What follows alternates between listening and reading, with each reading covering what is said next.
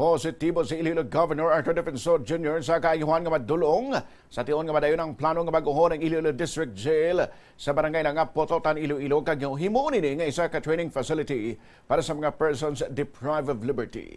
Sa interview sa Bumburadyo kay Governor Defensor, ginpahayag nga paagi sa bulig sa Public Employment Service Office ng Iloilo Provincial Government, ma-partner ni sa Technical Education and Skills Development Authority Contesta agud nga matuko ng isa ka training center nga magatanyag sa mga kurso sa parangabuyan kag entrepreneurship para sa mga PDLs. Dugang sini plano man sang probinsya nga magtukod sa isa ka hatchery facility sa sulod sang BJMP agud hatagan sang parangabuyan nga alternatibo ang mga persons deprived of liberty. Ini nga proyekto posible nga i-integrate sa Agri-Aqua Research and Technology Center sang probinsya nga yara man sa kilid o kung sa kilid sang Iloilo District Jail.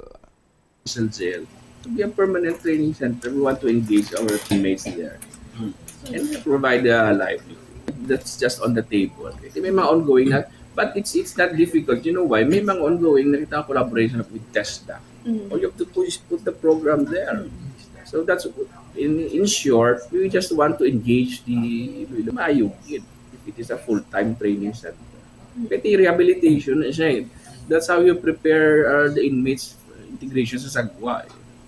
That's the best way you can prepare them. Kung anong mayo, carpentry or whatever, anong ara sa anong pwede. Kung anong mayo, kung anong damong opportunities pagwa mo. Nabarian si Governor Arthur Defensor Jr.